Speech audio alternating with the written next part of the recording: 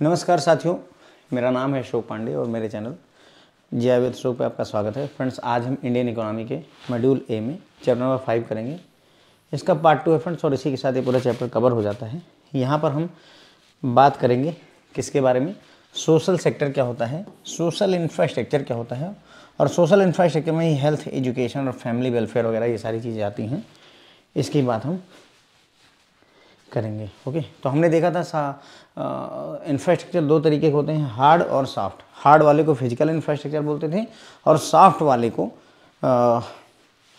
Social infrastructure बोलते थे। यानी ऐसे इंस्टीट्यूशन जिनका मौजूद होना जरूरी है इकोनॉमी को रन करने के लिए, उन्हें ही सोशल इंफ्रास्ट्रक्चर का पार्ट माना जाता है।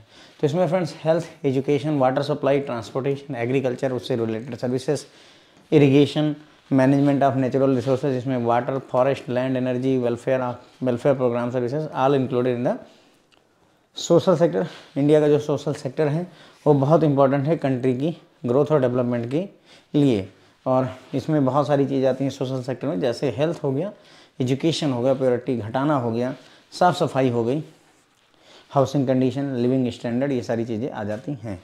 और ये सभी के सभी जो है जनरल ह्यूमन डेवलपमेंट को इंडिकेट करते हैं, यानी ह्यूमन का डेवलपमेंट कितना अच्छा हो रहा है उसको ये सब प्रदर्शित करते हैं। Expenditure on these element is a critical indicator of government commitment to India social sector. तो यानी कि भारत सरकार सोशल सेक्टर पर कितना खर्चा कर रही है, ठीक है, वो एक इंडिकेटर के तौर पर काम करता है कि हाँ सरकार कितनी जो है कमिटेड है पर्टिकुलर सेक्टर के लिए, किसी पर्टिकुलर सेक्टर के लिए सरकार कितनी डेडिकेटेड है, वो हमें पता चलता है उसका खर्चा कितना है। जैसे अगर जीडीपी का 6% अगर एजुकेशन पर खर्चा हो रहा है तो इसका मतलब सरकार अच्छा इंटरेस्ट ले रही है। उसी तरह पता चलता है जीडीपी का केवल 2% खर्चा कर रही है एजुकेशन पर तो कम इंटरेस्ट ले रही है, ये हो जाता है। ठीक है, फिर आता है positive externalities are associated with the social infrastructure. Positive externality जो होती है फ्रेंड वो सोशल इंफ्रास्ट्रक्चर से जुड़ी होती है। तो सवाल यह है कि पॉजिटिव एक्सटर्नलिटी क्या होती है, तो ये यहाँ पर नोट में मैंने डाला हुआ है, यहाँ तक हम डिस्कस करेंगे। तो जब कोई प्रोडक्ट या सर्विस की वजह से किसी तीसरे व्यक्ति को फ़ायदा हो तो उसे पॉजिटिव एक्सटर्नलिटी कहते हैं। जैसे उदाहरण के लिए अगर आप एजुकेटेड हो जाते हैं तो एजुकेशन की वजह से आपको पर्सनल बेनिफिट होगा, लेकिन आपके एजुकेशन की वजह से सोसाइटी को भी फ़ायदा होता है। जैसे अब आप एजुकेटेड हैं तो दूसरे लोगों को भी एजुकेट कर सकते हैं, और आपका एज ए रिज़ल्ट जो है आपका ये आपकी एजुकेशन का ही फ़ायदा है कि समाज को भी फ़ायदा हो रहा है। तो ये होता है पॉजिटिव एक्सटर्नलिटी। ठीक है, तो पॉजिटिव एक्सटर्नलिटी मतलब होता है जब दूसरों को फ़ायदा हो आपके काम की वजह से। Positive externality play an important role in countries economic development and wellbeing. तो पॉजिटिव एक्सटर्नलिटी जो होती है तो हमारी कंट्री के इकोनॉमिक डेवलपमेंट और वेलबींग में बहुत इंपॉर्टेंट रोल अदा करता है। Education and health have an influence on economic growth. हमारी इकोनॉमिक ग्रोथ में एजुकेशन और हेल्थ का बहुत प्रभाव होगा।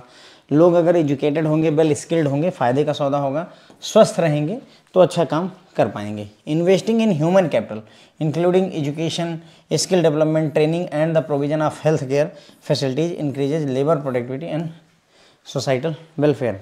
तो अगर भारत सरकार या कोई भी सरकार जो है कैपिटल, ह्यूमन कैपिटल में अगर इन्वेस्ट करती है, कैसे इन्वेस्ट करेगी, अच्छी एजुकेशन दे करके, स्किल डेवलपमेंट प्रोग्राम चला के, ट्रेनिंग वगैरह प्रोवाइड करके, साथ ही साथ बेहतर हेल्थ केयर फैसिलिटी प्रोवाइड करके, तो अगर ये सारे काम किए जाते हैं सरकार के द्वारा तो उससे क्या होता है, लेबर की प्रोडक्टिविटी बढ़ती है और सोसाइटल वेलफेयर भी बढ़ता है। ओके, यानी कि लेबर अच्छा काम कर पाता है और समाज का भी भला होता है। For inclusive development public investment in social infrastructure such as education, health, housing and connectivity are critical. तो मतलब अगर इंक्लूसिव ग्रोथ चाहते हैं, इंक्लूसिव डेवलपमेंट चाहते हैं, इंक्लूसिव मतलब सबको एक साथ ले करके अगर आप डेवलपमेंट चाहते हैं तो ऐसे में पब्लिक इन्वेस्टमेंट जो है होना जरूरी है। किसमें? Social infrastructure. पब्लिक मतलब सरकार का इन्वेस्टमेंट जरूरी है। कहाँ कहाँ?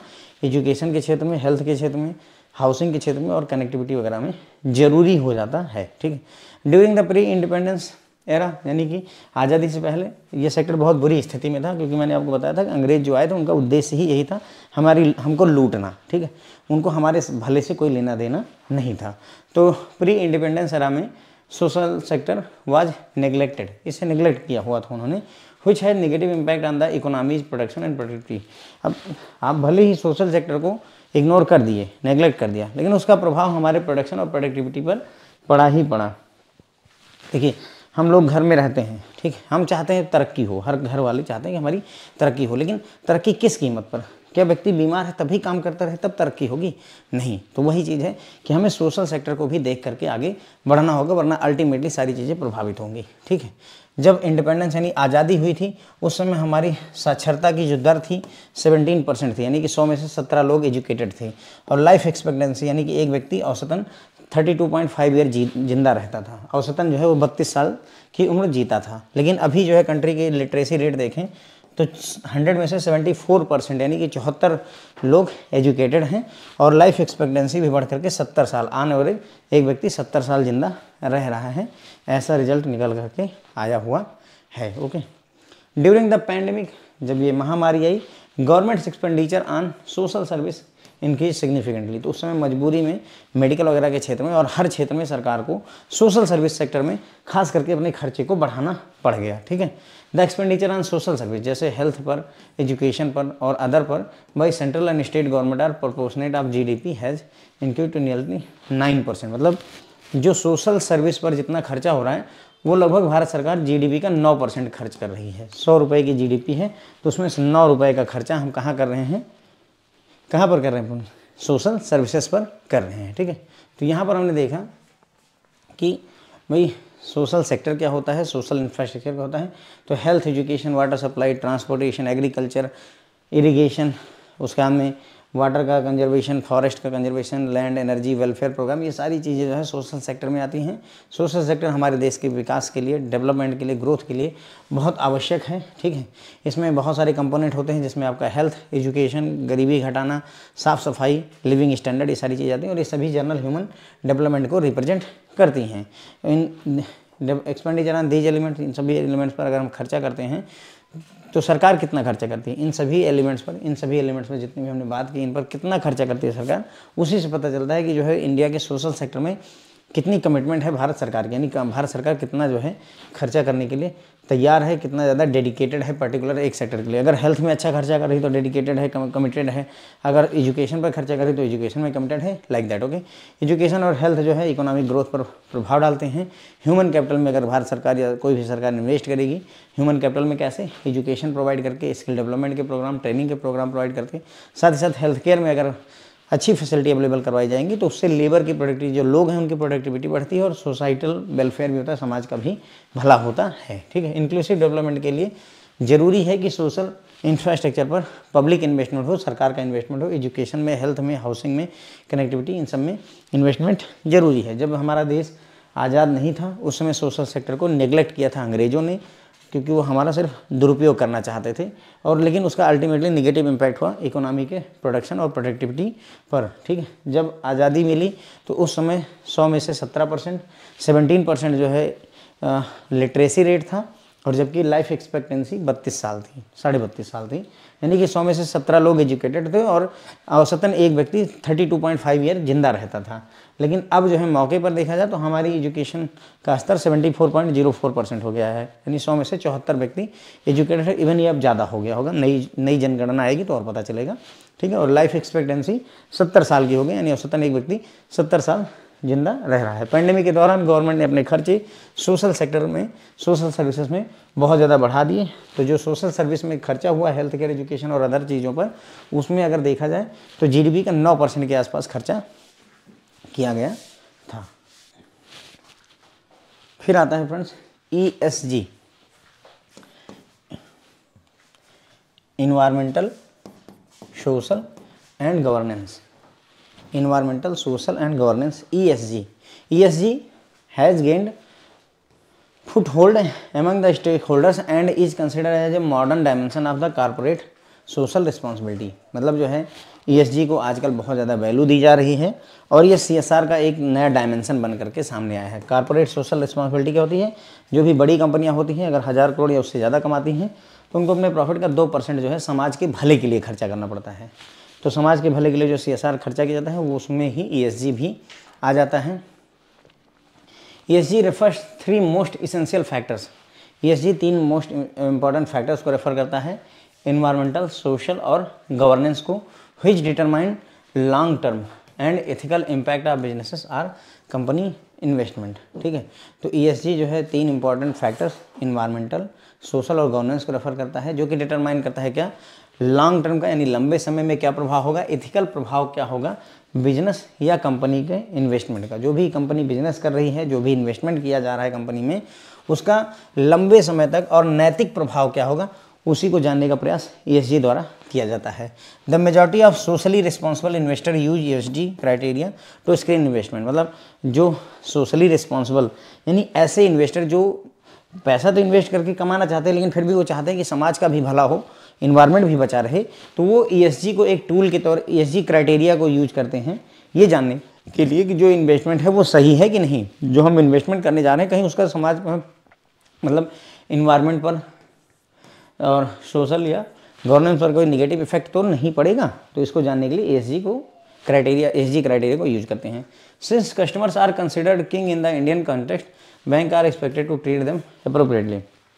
भारतीय कॉन्टेक्स्ट में अगर देखा जाए तो कस्टमर को भगवान या राजा माना जाता है, तो भाई उनको राजा की तरह ही ट्रीट किया जाना चाहिए। Presently bank discloses diversity data, human rights policies, LGBTQ equality in the work place. तो अभी करंट टाइम पे हमारे देश में बैंक क्या करते हैं, डाइवर्सिटी कितनी है, मतलब कितने तरीके के मतलब लोग हैं, किस मतलब मेल फीमेल वगैरह, ह्यूमन राइट्स का स्थिति क्या है, ये आपका LGBTQ वही लेस्बियन गे वगैरह जो होता है, वर्क प्लेस पर क्या स्थिति है, इक्वलिटी है या नहीं, उन सब के बारे में डेटा पब्लिश करता है हमारा बैंक, ठीक है। तो यहाँ पर हमने देखा ESG, इन्वायरमेंट, सोशल और गवर्नेंस, इन तीनों की बात करते हैं। ESG महत्वपूर्ण हो गया है क्योंकि ये CSR का एक डायमेंशन बनकर निकला है, डायमेंशन मतलब एक अंग बन करके निकला हुआ है, ठीक है। ESG 3 important factor environmental, social और गवर्नेंस को रेफर करता है, जो कि क्या डिटरमाइन करता है, किसी भी बिजनेस या कंपनी के इन्वेस्टमेंट का लॉन्ग टर्म में और नैतिक इम्पैक्ट क्या होगा। मतलब आपने एक फैक्ट्री लगाई, केमिकल की फैक्ट्री लगाई, तो वो केमिकल की फैक्ट्री का क्या दुष्प्रभाव होगा लंबे समय में, सही है या नहीं है इसका इन्वेस्टमेंट, इस चीज़ को जानने के लिए ESG को यूज़ किया जाता है। तो जो अच्छे सोशली रिस्पॉन्सिबल इन्वेस्टर्स होते हैं वो ESG क्राइटेरिया को यूज़ करते हैं स्क्रीन इन्वेस्टमेंट के स्क्रीन करने के लिए कि इन्वेस्टमेंट सही कर रहा हूँ या गलत कर रहा हूँ। जैसे हमें कोई प्रोजेक्ट आया है, उसमें 10,000 पेड़ काटे जाने हैं, तो क्या हमें ये इन्वेस्टमेंट करना चाहिए कि 10,000 पेड़ काटे जाएं। तो ये चीज़ जो है ESG के थ्रू ही होती है, ओके। कस्टमर को भगवान माना जाता है या किंग माना जाता है, तो उन्हें अप्रोप्रिएटली किंग की तरह ही ट्रीट किया जाना चाहिए। प्रेजेंटली जो है डाइवर्सिटी डेटा डिस्क्लोज किया जाता है, ह्यूमन राइट्स पॉलिसीज़ के बारे में बताया जाता है, लेस्बियन गे और इक्वलिटी एट वर्क प्लेस वगैरह के बारे में भी बैंकों द्वारा बताया जाता है, ठीक है। सोशल इंफ्रास्ट्रक्चर में मेनली 3 चीज़ें आती हैं, हेल्थ, एजुकेशन और फैमिली वेलफेयर। हेल्थ, एजुकेशन और फैमिली वेलफेयर, इन तीनों के बारे में एक एक करके हम डिस्कस करेंगे, थोड़ी थोड़ी बातें। पहला हेल्थ देखते हैं। भाई स्वास्थ्य तो सबसे ज़रूरी है, अगर आप स्वस्थ रहेंगे तो ही अच्छा परफॉर्म कर पाएंगे, अगर आप हमेशा बीमार रहेंगे तो अच्छा काम नहीं हो पाएगा। तो health is the most crucial component of social infrastructure. तो हेल्थ जो है वो सबसे इम्पॉर्टेंट क्रूशियल कंपोनेंट है सोशल इंफ्रास्ट्रक्चर का। Health care has evolve to be one of the India's most important industry both in terms of income and employment. तो health care में भाई एक इम्पॉर्टेंट इंडस्ट्री के रूप में निकला हुआ है, क्योंकि इससे कमाई भी हो रही है और लोगों को नौकरी के अवसर भी मिल रहे हैं। हॉस्पिटल हो गया, मेडिकल की डिवाइसेस हो गई, क्लिनिकल ट्रायल्स हो गए, मतलब कोई दवा का प्रयोग किया जाना, आउटसोर्सिंग, चीज़ों को बाहर भेजना या दूसरों के काम खुद से करना, है ना। टेली मेडिसिन हो गया, यानी टेलीफोन वगैरह पर मेडिसिन, मेडिकल टूरिज्म, दूसरे देश में दवा करवाने के लिए टूरिज्म पर जाना, हेल्थ इंश्योरेंस हो गया, मेडिकल इक्विपमेंट्स वगैरह हो गए, ये सभी जो है इस हेल्थ इंडस्ट्री के पार्ट हैं। मतलब हेल्थ इंडस्ट्री में ये सारी की सारी चीज़ें आ जाती हैं। Indian health care sector is expending rapidly as a result of improved coverage, expanded services and increased spending by both public and private player. तो हमारे देश का हेल्थ केयर सेक्टर बहुत तेज़ी से बढ़ रहा है। क्यों? क्योंकि अब कवरेज बढ़ी है, बहुत सारी बीमारियों को हम कवरेज देते हैं, बहुत सारे एरियाज़ को हम कवरेज देते हैं, सर्विसेज एक्सपेंड हुई, बहुत सारी सर्विसेज अवेलेबल हैं। उसके बाद में साथ ही साथ सरकार द्वारा, प्राइवेट लोगों द्वारा इसमें इन्वेस्टमेंट भी बहुत सारा किया जा रहा है, okay. Indian health industry includes both public and private service providers. Indian health industry में सिर्फ सरकार ही नहीं है, पब्लिक भी है और प्राइवेट सर्विस प्रोवाइडर भी अवेलेबल हैं। सरकारी अस्पताल हैं और प्राइवेट अस्पताल भी अवेलेबल हैं। The necessity for a strong and resilient health infrastructure was emphasized during the recent COVID-19 pandemic which exposed the weakness in the social infrastructure across geographies। मतलब जब कोविड-19 आया तो उस समय हमें पता चला कि भाई हमें काफ़ी मजबूत और रेजिलिएंट इंफ्रास्ट्रक्चर की ज़रूरत है। क्यों? क्योंकि हम कमज़ोर थे, है ना, वीकनेस थी। और हम ही नहीं, पूरी दुनिया में स्थिति डामाडोल ही थी, हम ही अकेले नहीं थे, पूरी दुनिया प्रभावित हुई है। तो यही कहने का मतलब है कि एक स्ट्रांग इंफ्रास्ट्रक्चर की ज़रूरत है, किसमें? हेल्थ केयर सेक्टर में। A growing middle class population along with an increase in the prevalence of new illness is driving greater demand for health care insurance coverage। तो भाई एक नया मिडिल क्लास की पॉपुलेशन ग्रो हो रही है हमारे सामने, साथ ही साथ में नई नई बीमारियां सामने आ रही हैं। तो इसकी वजह से हेल्थ केयर इंश्योरेंस कवरेज वगैरह की भी बहुत ज़्यादा डिमांड हो रही है। लोग इंश्योरेंस करवा के रखना चाहते हैं अपनी हेल्थ का, ताकि जो है अगर दिक्कत हो तो उनका सारा का सारा पैसा डूब ना जाए। ओके। इकोनॉमिक सर्वे 2021-22 के according the health care sectors budget spending was 4.7 lakh crore in 2021-22, accounting for रफली 2.1% of GDP and 6.6% of the total expenditure. यानी कि हेल्थ केयर पर, अगर हेल्थ केयर पर देखा जाए तो सरकार ने जीडीपी का 2.1% खर्चा किया था, ठीक है। और जितना टोटल 100 रुपये का अगर खर्चा है तो उसमें से 6.6% जो है खर्चा हेल्थ केयर पर सरकार द्वारा किया गया था, ठीक है। ये डेटा है 2017, याद रखने की ऐसा नीड नहीं, बस थोड़ा बहुत दिमाग में रखिए। The 2017 national health policy aim to boost government health spending to 2.5% of GDP by 2025। तो 2017 में नेशनल हेल्थ पॉलिसी लाई गई, जिसका उद्देश्य क्या था कि अभी 2.1% खर्चा किया जा रहा है जीडीपी का। सरकार चाहती है कि 2025 तक जीडीपी का 2.5% खर्चा किया जाए, किस पे? नेशनल हेल्थ पॉलिसी पर, है ना। However major disparity in health care services and infrastructure a common feature of the Indian economy. मतलब ये बोल रहे हैं कि इंडियन इकोनॉमी में अगर देखा जाए तो बहुत सारी हेल्थ केयर सर्विसेज और इंफ्रास्ट्रक्चर में बहुत सारी डिस्पैरिटी हैं, बहुत सारी प्रॉब्लम्स चली हुई हैं। ऐसी है बात, हमें एड्रेस यानी हमें यहाँ पर इम्प्रूवमेंट की ज़रूरत है। In addition to the national health mission, the union budget 2021-22 announces Ayushman Bharat health infrastructure mission, ठीक है। तो 2021 और 22 के यूनियन बजट में Ayushman Bharat health infrastructure mission की लॉन्च किया गया। ये एक सेंट्रली स्पॉन्सर्ड स्कीम, यानी कि इसका पूरा पैसा सरकार देगी, केंद्र सरकार देगी, जिसमें लगभग 64,180 करोड़ रुपए इन्वेस्ट किए जाएंगे अगले 5 वर्षों के लिए, to develop capacities of primary, secondary and tertiary care health system, strengthen existing national institutions and establishing new institutions to cater the detection and cure of new and emerging diseases। तो अगले 5 वर्षों, देखो यहाँ क्या हुआ कि 64,180 करोड़ का budget Ayushman Bharat health infrastructure mission के तहत केंद्र सरकार ने एलोकेट किया। उद्देश्य क्या था कि अगले 5 वर्षों के अंतर्गत प्राइमरी, सेकेंडरी और टर्शियरी हेल्थ केयर सिस्टम को मजबूत करना है। जो पहले से बने हुए एग्जिस्टिंग इंस्टीट्यूट्स हैं उनको मजबूत करना है, उनमें फैसिलिटीज़ बढ़ानी है, नए नए एम्स और मेडिकल कॉलेजेस खोलने हैं, ताकि जो भी नई और इमर्जिंग डिजीज़ हैं उनको जो है डिटेक्ट किया जा सके और उनका इलाज किया जा सके। इसके लिए ही Ayushman Bharat health infrastructure mission को लाया गया था। तो अब आ जाती है बात एजुकेशन पर। तो हमने हेल्थ में क्या क्या देखा? हेल्थ में हमने देखा कि भाई हेल्थ सोशल इंफ्रास्ट्रक्चर का सबसे इम्पॉर्टेंट या मोस्ट इम्पॉर्टेंट जो है कंपोनेंट होता है। हेल्थ केयर हमारा जो है काफ़ी तेज़ी से इवॉल्व हुआ है, चाहे वो इनकम के टर्म में देखें, चाहे नौकरी के टर्म में देखें। इनकम भी अच्छी जनरेट करके देता है और नौकरियां भी देता है। अब हेल्थ केयर में क्या क्या आता है? Hospital, medical devices, clinical trial, outsourcing, telemedicine, medical tourism, health insurance, medical equipment, ये सारी चीज़ें जो है, चाहे मेडिकल डिवाइसेस, मेडिकल इक्विपमेंट एक ही बात है। तो ये सभी के सभी जो है हेल्थ केयर का पार्ट होते हैं। इंडियन हेल्थ केयर सेक्टर बहुत तेज़ी से फैल रहा है। क्यों? क्योंकि जो है पब्लिक और प्राइवेट प्लेयर्स जो है इसमें पैसा अच्छा खासा इन्वेस्ट कर रहे हैं, सर्विसेज बढ़ रही हैं, कवरेज बढ़ रहा है, ठीक है। इंडियन हेल्थ केयर इंडस्ट्री में प्राइवेट प्लेयर भी मौजूद हैं और पब्लिक प्लेयर भी मौजूद हैं, यानी सरकारी अस्पताल भी हैं और प्राइवेट हॉस्पिटल भी अवेलेबल हैं। हाँ, जब कोविड-19 आया तो उसमें हमें पता चला कि हमारा जो सिस्टम है वो बहुत वीक है, हमें एक स्ट्रांग और रेजिलिएंट हेल्थ इंफ्रास्ट्रक्चर की ज़रूरत है। सिर्फ हमें ही नहीं, पूरी दुनिया की जियोग्राफी को ये बात महसूस हुई। ओके, उसके बाद में मिडिल क्लास की पॉपुलेशन एक ग्रो कर रही है और नई नई बीमारियों ने जन्म लिया हुआ है। तो ऐसे में एक हेल्थ इंश्योरेंस कवरेज की ज़रूरत भी कहीं ना कहीं महसूस हुई कि हाँ मिडिल क्लास, होता क्या है अगर मान लीजिए कोई बीमार पड़ गया और उसकी बीमारी में 4 लाख रुपए अगर खर्चा हो गए तो एक मिडिल क्लास फैमिली बर्बाद हो जाती है। बेसिकली वो 1-2 साल उसकी इकोनॉमी पीछे चली जाती है, उसके घर की इकोनॉमी। तो इसलिए हेल्थ इंश्योरेंस कवरेज ज़रूरी है।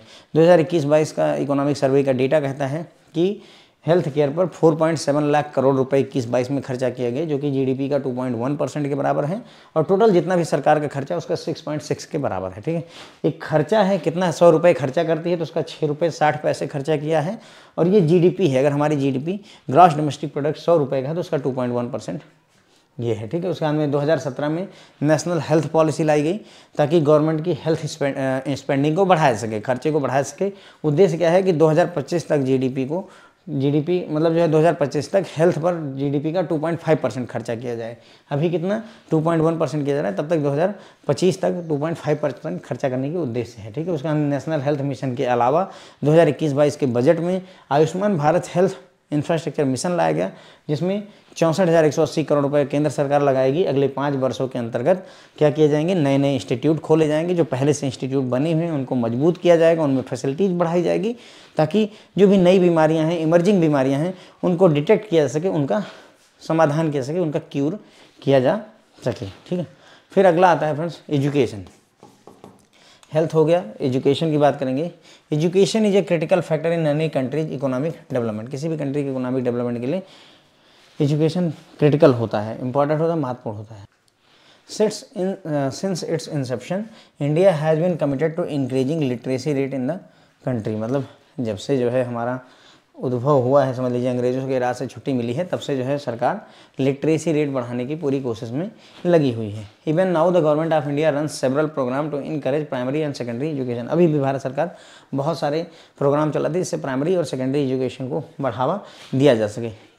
एजुकेशन एक फंडामेंटल और ह्यूमन राइट है, ना कि एक प्रिविलेज है। प्रिविलेज मतलब एक सुविधा होती है और राइट मतलब अधिकार होता है। तो एजुकेशन जो है फंडामेंटल राइट है, ध्यान रखिएगा। The right to education is legally guaranteed to all citizen without exception. यानी कि शिक्षा का अधिकार सभी नागरिकों के लिए है बिना किसी एक्सेप्शन के। कॉन्स्टिट्यूशन का अमेंडमेंट किया गया था 2002 में, जिसे 86वां अमेंडमेंट कहा गया। कॉन्स्टिट्यूशन का 86वां अमेंडमेंट 2002 में किया गया, इनकॉर्पोरेट किया, इसने जोड़ा आर्टिकल 21A को। ठीक है, तो हमारे कॉन्स्टिट्यूशन यानी संविधान को अमेंड किया गया, मॉडिफाई किया गया, 86वां संशोधन किया गया इसमें, और उससे आर्टिकल 21A जोड़ा गया इंडियन कॉन्स्टिट्यूशन में। और उसमें कहा गया कि प्रोवाइड करेंगे हम free and compulsory education to all children जो 6 साल से 14 साल की एज के हैं, एज ए फंडामेंटल राइट। तो मतलब 6 साल से 14 साल के बच्चों को फ्री एजुकेशन देना भारत सरकार की जिम्मेदारी बन गई है एक तरीके से। ठीक है, इसीलिए जितने भी सरकारी स्कूल हैं वो सारे चलाए जाते हैं ताकि बच्चों को फीस ना पे करनी पड़े। Okay, India is a significant player in global education industry. Globally अगर देखोगे तो इंडिया जो है एक महत्वपूर्ण प्लेयर के तौर पर आता है। India boast one of the world most extensive network of higher education institute. मतलब हम बड़ाई में ये कहते हैं कि हमारे पास में दुनिया का सबसे बड़ा जो है नेटवर्क है एजुकेशनल इंस्टीट्यूट का। However there is still lot of room to improvement in the education system. लेकिन इम्प्रूवमेंट के बहुत ज़्यादा चांसेज हमारे पास अभी भी बने हुए हैं। मतलब बहुत सारे कॉलेजेज, स्कूल, सब कुछ हमारे पास है, लेकिन इम्प्रूवमेंट की नीड है, बहुत अच्छे लेवल के वो नहीं है। Education budgetary expenditure has been increasing at a faster rate. यानी एजुकेशन पर सरकार का जो खर्चा है वो तेज़ी से बढ़ाया जा रहा है।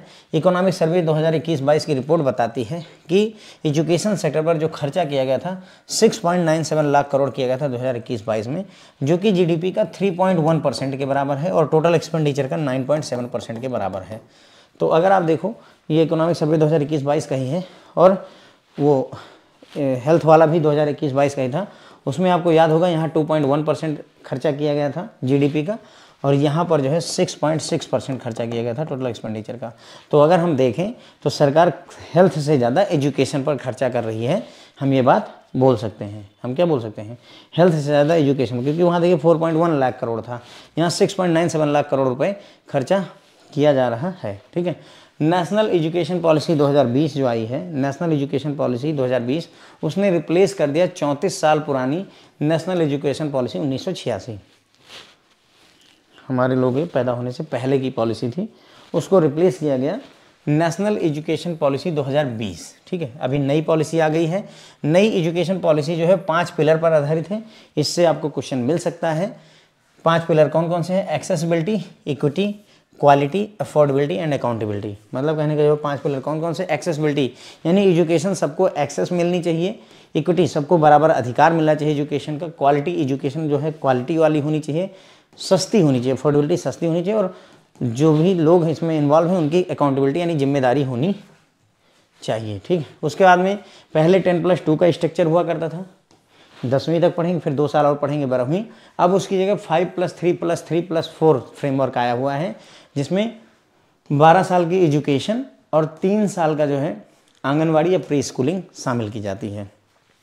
ठीक है, यानी 5, 3, 8, 3, 11 और 4, टोटल 15 साल का ये बजट है। उस 15 साल में से 12 साल आपको स्कूलिंग करनी है और शुरू के 3 साल आपको प्री स्कूल या आंगनबाड़ी का प्रोग्राम दिया जाएगा। ठीक है, तो अब यहाँ 5 और 3 शुरू के 3 साल प्री स्कूलिंग की जा रही है। तो हाँ, इसी में 3+2 भी है, इसी में 3+2 भी है।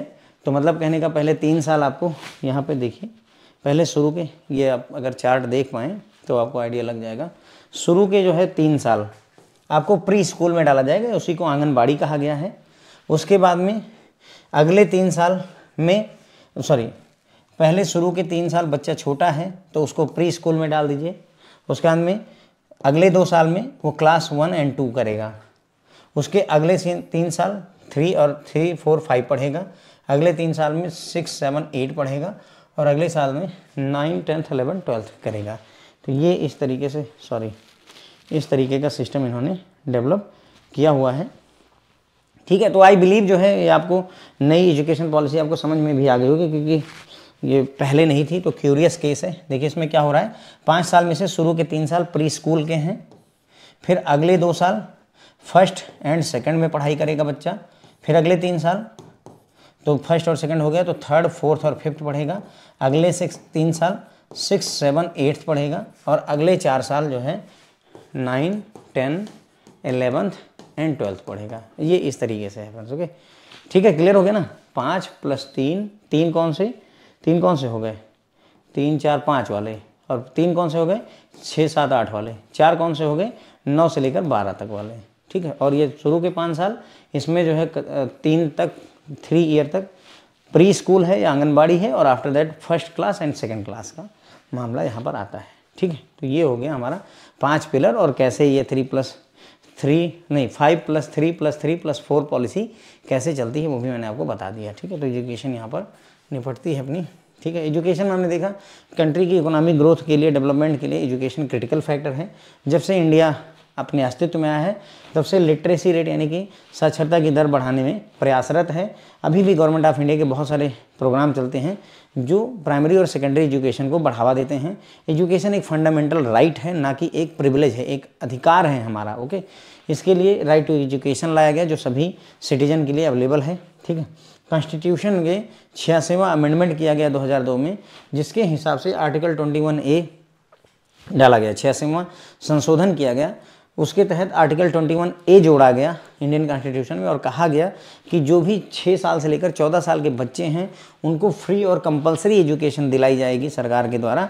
ये उनका फंडामेंटल अधिकार है, फंडामेंटल राइट है। यानी अगर वो अपने अधिकारों का उपयोग ना कर पाएँ तो उसके लिए सरकार को दोषी ठहरा सकते हैं या सरकार के साथ एक्शन लिया जा सकता है। ओके, इंडिया में अगर देखा जाए तो हमारी ग्लोबल एजुकेशन इंडस्ट्री में हम एक अच्छे प्लेयर के तौर पर निकल करके आते हैं। हमारी IITs में विदेशी स्टूडेंट भी पढ़ने आते हैं। हमारे पास बहुत बड़ा नेटवर्क है एजुकेशन इंस्टीट्यूशन का, लेकिन इम्प्रूवमेंट की नीड है। हम पूरी तरह से अच्छे इंस्टीट्यूशन में नहीं आते हैं पूरी तरह से। ओके, नेटवर्क बहुत बड़ा है लेकिन हम इम्प्रूवमेंट कर सकते हैं। ठीक है, उसके बाद में एजुकेशन पर जो बजट है वो धीरे धीरे सरकार बढ़ा रही है। 2021-22 का इकोनॉमिक सर्वे कहता है कि टोटल खर्चा एजुकेशन सेक्टर पर सरकार ने 6.97 लाख करोड़ किया है, जो कि GDP के 3.1% के बराबर है। और जितना 100 रुपये अगर खर्चा करती है सरकार तो उसमें 9.7 रुपीज़ जो है सरकार ने 9.7% खर्चा किया है। किस पर? एजुकेशन पर ही खर्चा किया हुआ है। नेशनल एजुकेशन पॉलिसी 2020 में आई थी उसने 34 साल पुरानी नेशनल एजुकेशन पॉलिसी 1986 को हटा दिया, रिप्लेस कर दिया। नेशनल एजुकेशन पॉलिसी देखिए, ये मैंने येलो में मार्क किया है, ज़्यादा ही इंपॉर्टेंट है, ठीक है। नेशनल एजुकेशन पॉलिसी 5 पिलर पर आधारित थे। 5 पिलर के नाम याद रखें, एक्सेसिबिलिटी, इक्विटी, क्वालिटी, अफोर्डेबिलिटी और अकाउंटेबिलिटी। पहले जो एजुकेशन पॉलिसी 1986 की होती थी, क्लास 10 तक पढ़ेंगे 1 से लेकर 10 तक, और फिर 2 पढ़ेंगे ग्रहुआ और बढ़ुआ, इसीलिए बोला जाता था 10+2 में है ना। क्यों बोला जाता है? क्योंकि ऐसा स्ट्रक्चर बनाया गया था। अभी क्या स्ट्रक्चर है? 5+3+3+4, ठीक है। तो 5 में से 3 साल प्री स्कूल के लिए, 2 साल क्लास 1 और क्लास 2 के लिए, फिर क्लास 3, 4, 5 के लिए ये 3 ईयर, 6, 7, 8 के लिए ये 3 ईयर, और 9, 10, 11, 12 के लिए ये 4 ईयर दिए गए हैं। ओके, तो टोटल मिलाकर के 12 साल की आपको एजुकेशन दी जाएगी। ये टोटल जोड़ोगे तो 15 साल आएगा, लेकिन 12 साल आपको एजुकेशन के लिए क्लास 1 से लेकर 12 की, और 3 साल जो है आपको आंगनबाड़ी में खेलने खाने के लिए, प्री स्कूल में खेलने खाने के लिए मौका दिया गया है, ठीक है। फिर सोशल सेक्टर का लास्ट टॉपिक हम उठाएंगे, जो कि है फैमिली का वेलफेयर। फैमिली वेलफेयर की हम बात करेंगे। Primary goal of family welfare program is to stabilize the population and offer high quality health services including immunization of pregnant women and children। देखो बेसिकली ये बात क्या कर रहे हैं, आप ऐसे समझिए कि फैमिली वेलफेयर प्रोग्राम मतलब है कि परिवार नियोजन की बात हो रही है। परिवार नियोजन की बात हो रही है, यानी कि पॉपुलेशन को रोकना, बच्चों की पैदावार को रोकने की बात यहाँ पर बेसिकली चल रही है। तो फैमिली वेलफेयर प्रोग्राम का उद्देश्य क्या है? पॉपुलेशन को स्टेबलाइज करना है, पॉपुलेशन को रोकना एक तरीके से। अच्छी क्वालिटी की हेल्थ सर्विसेज प्रोवाइड करना, किन को? माताओं को और बच्चों को, ठीक है। यानी कि प्रेग्नेंट वुमेन को और बच्चों को जो है टीकाकरण और ये सारी सुविधाएं प्रोवाइड करना ही फैमिली वेलफेयर का उद्देश्य है। In 1952 India become the first country in the world to implement national program for family planning, ठीक है। तो फैमिली प्लानिंग, फैमिली वेलफेयर में ही फैमिली प्लानिंग भी आ जाती है। तो 1952 में भारत पहला देश था जिसने जो है प्रोग्राम फॉर फैमिली प्लानिंग को इम्प्लीमेंट किया। जब से ये फैमिली प्लानिंग प्रोग्राम आया है in 1952, the family planning program has experienced significant policy and programmatic development. मतलब जब से ये प्रोग्राम आया हुआ है तब से बहुत सारे चेंजेस इसमें किए गए हैं। कौन कौन से फंडामेंटल प्रीमाइसेस हैं, क्या क्या बातें की गई हैं? तो पहला, acceptance of family welfare services is voluntary, यानी कि आप फैमिली वेलफेयर सर्विसेज को अपनाना चाहें तो अपनाएं, ना अपनाना चाहें तो ना अपनाएं। फैमिली वेलफेयर प्रोग्राम में क्या प्रोवाइड किया जाएगा? तो पहला, integrated maternal and child health and family planning services, ठीक है। तो फैमिली वेलफेयर प्रोग्राम में मैटरनल यानी माता और बच्चे की हेल्थ का सर्विस दी जाएगी। फैमिली प्लानिंग की सर्विस भी प्रोवाइड की जाती है। Effective information, education and communication to improve awareness, लोगों को जागरूक किया जाएगा, समझाया जाएगा। जैसे अनएजुकेटेड लोग बोलते हैं कि जो है बच्चे भगवान की देन है, तो वो अवेयरनेस जो है उनके अंदर लाई जाएगी कि नहीं, ऐसा नहीं है, आप पॉपुलेशन को कंट्रोल कर सकते हैं, आप फैमिली प्लानिंग कर सकते हैं। Okay, easy and convenient access to family welfare services at free of cost. Family welfare services को सस्ते में, फ्री ऑफ कॉस्ट में अवेलेबल करवाने की भी कोशिश की जा रही है। Population management is the core and fundamental goal of the family welfare program. Family welfare program का कोर गोल क्या है, मुख्य उद्देश्य क्या है? पॉपुलेशन को मैनेज करना, पॉपुलेशन को कंट्रोल करना, पॉपुलेशन को मैनेज करना।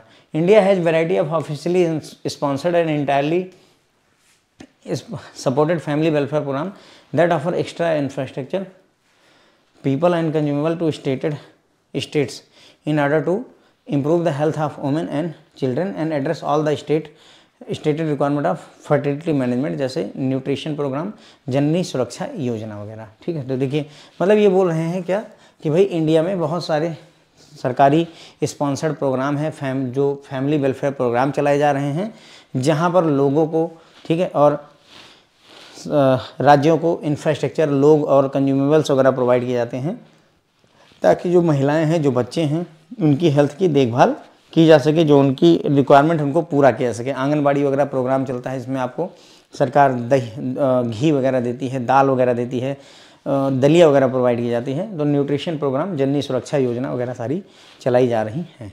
अब आता है development of health care services. तो यहाँ पर हमने देखा फैमिली वेलफेयर में कि फैमिली वेलफेयर प्रोग्राम जो है उद्देश्य है क्या, पॉपुलेशन को स्टेबलाइज करना और प्रेग्नेंट औरतों को और बच्चों को हाई क्वालिटी की हेल्थ सर्विस प्रोवाइड करना, जैसे इम्यूनाइजेशन यानी कि आपका टीकाकरण वगैरह, ठीक है। 1952 में 1952 में इंडिया पहली कंट्री थी दुनिया की जिसने national program for family planning को इम्प्लीमेंट किया। 1952 में जब से ये आया है फैमिली प्लानिंग प्रोग्राम, तब से में बहुत सारे चेंजेज आए हैं, बहुत सारी पॉलिसी में बदलाव भी लाए गए हैं, ठीक है। उसके बाद में मेन क्या काम किया जाता है फैमिली वेलफेयर सर्विसेज में? तो पहला, फैमिली वेलफेयर सर्विसेज वॉलंटरी है, किसी के ऊपर ज़बरदस्ती लागू नहीं की जा सकती है। उसके बाद में जैसे पोलियो पिलाने का जो अभियान चला था वो भी वॉलंटरी ही था, आपकी मर्जी है आप पोलियो पिलाएं या ना पिलाएं, ज़बरदस्ती नहीं कर सकती है सरकार। लेकिन फिर भी अवेयरनेस बढ़ाने के लिए अमिताभ बच्चन को बराबर लगाया गया था कि आप जो है इसका प्रचार करिए, 2 बूंद जिंदगी की। ओके, फिर फैमिली वेलफेयर प्रोग्राम में क्या क्या देते हैं?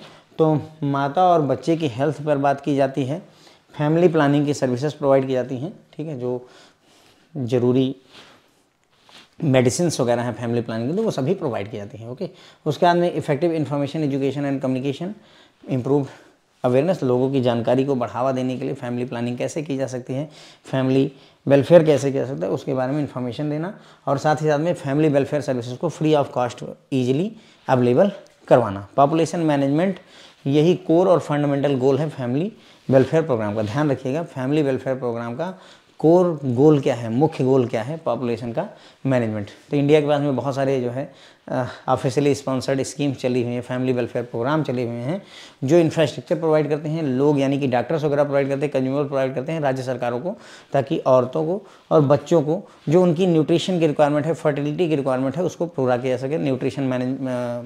न्यूट्रिशन प्रोग्राम वगैरह, जननी सुरक्षा योजना वगैरह चलाई गई है, ठीक। उसके बाद में आता है development of infrastructure, health infrastructure, ठीक है। Health infrastructure are essential services are social capital for country or region that support economic and social activity.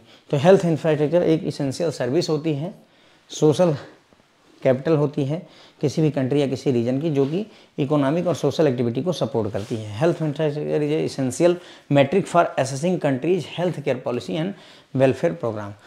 किसी भी देश में हेल्थ इंफ्रास्ट्रक्चर कैसा है, उसी से ही हम मेजर कर सकते हैं कि उस देश की हेल्थ पॉलिसी और वेलफेयर सिस्टम कैसा काम कर रहा है। Health disparity exist in India as a result of uneven distribution of health infrastructure between Indian states which is primarily characterized by institutions knowledge capacity health care services. मतलब बोल रहे हैं कि हमारे देश में हेल्थ डिस्पैरिटी एग्जिस्ट करती है, अलग अलग राज्यों में हेल्थ इंफ्रास्ट्रक्चर अलग अलग है। क्यों? क्योंकि इंस्टीट्यूशन अलग हैं। दिल्ली में एम्स है, हर जगह नहीं है। नॉलेज कैपेसिटी, दिल्ली के डॉक्टर काफ़ी काबिल हैं, हमारे यहाँ के नहीं है। हेल्थ केयर सर्विसेज, इसी तरीके से इन सभी वजहों से अलग अलग राज्यों में अलग अलग तरीके का हेल्थ केयर स्टेटस है।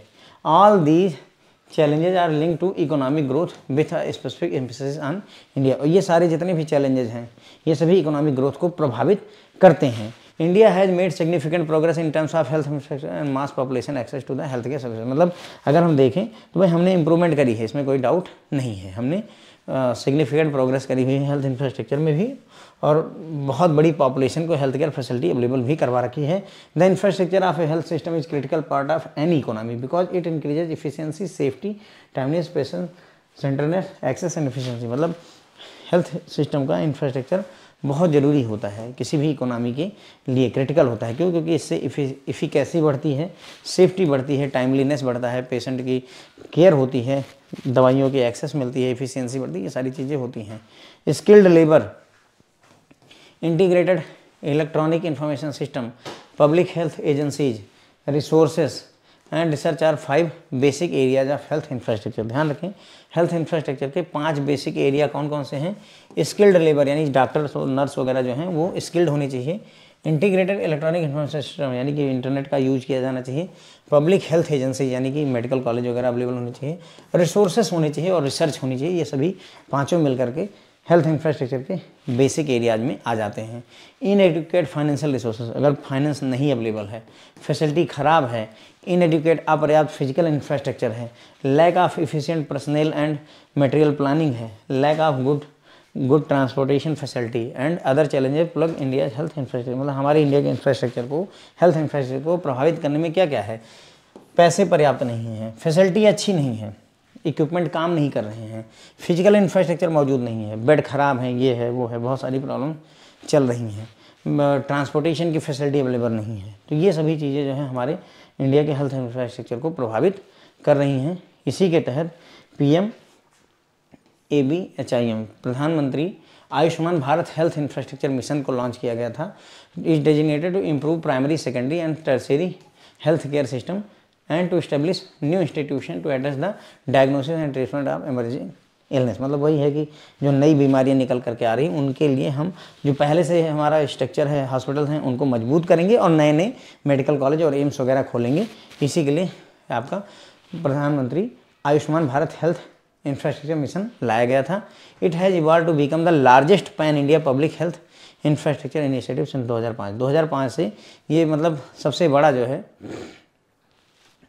सबसे बड़ा पब्लिक हेल्थ केयर इंफ्रास्ट्रक्चर का एक मिशन है या एक काम है ये अपने आप में। ओके, इसी तरीके से 2021 में आयुष्मान भारत डिजिटल मिशन लाया गया था, जिसे जाना जाता था पहले national digital health mission. National digital health mission को रीनेम किया गया और उसका नाम आयुष्मान भारत डिजिटल मिशन रखा गया। Was launched with the purpose of establishing the backbone build to support the country's integrated digital health infrastructure. तो कंट्री के डिजिटल हेल्थ इंफ्रास्ट्रक्चर को सपोर्ट करने के लिए ये प्रोग्राम लाया गया था। ठीक है, तो इंफ्रास्ट्रक्चर, हेल्थ इंफ्रास्ट्रक्चर की अगर बात करें तो भाई किसी भी देश में उसके इकोनॉमिक डेवलपमेंट के लिए हेल्थ इंफ्रास्ट्रक्चर बहुत महत्वपूर्ण होता है। किसी भी देश का हेल्थ केयर पॉलिसी और वेलफेयर सिस्टम कैसा है, इसको जानने के लिए आप उसके हेल्थ इंफ्रास्ट्रक्चर को देखें तो आपको पता चल जाएगा। हमारे देश में हेल्थ डिस्पैरिटी है, अलग अलग राज्यों में अलग अलग हेल्थ इंफ्रास्ट्रक्चर की स्थिति है। क्यों?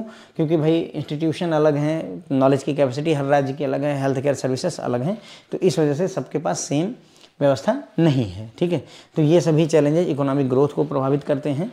उसके बाद में इंडिया ने बहुत सारी प्रोग्रेस करी है भाई, इंफ्रास्ट्रक्चर को बढ़ाया है, बहुत बड़ी पॉपुलेशन को हम हेल्थ केयर की फैसिलिटी प्रोवाइड कर रहे हैं। ठीक है, लेकिन हेल्थ केयर का इंफ्रास्ट्रक्चर जो होता है वो क्रिटिकल होता है। क्यों? क्योंकि जो है इससे सेफ्टी, टाइमलीनेस, एक्सेस, इफ़िशियंसी, ये सारी चीज़ें बढ़ती हैं। हेल्थ इंफ्रास्ट्रक्चर के 5 बेसिक एरिया हैं: skilled labour, integrated electronic information system, public health agency, resource और रिसर्च। ध्यान रख करके एग्जाम में बैठे, मे भी किससे क्वेश्चन आ जाए। उसके बाद हमारे हेल्थ केयर इंफ्रास्ट्रक्चर में बहुत सारी प्रॉब्लम्स हैं। पर्याप्त पैसा नहीं है, फैसिलिटी कमज़ोर है, फिजिकल इंफ्रास्ट्रक्चर भी मौजूद नहीं है उतना अच्छा, लोगों में नॉलेज की भी कमी है, कुछ ऐसी बीमारियां जिनके डॉक्टर्स भी मिलना मुश्किल है। ठीक है, उसके बाद में PM Ayushman Bharat health infrastructure mission लाया गया था, पहले भी इस पर डिस्कस कर चुके हैं।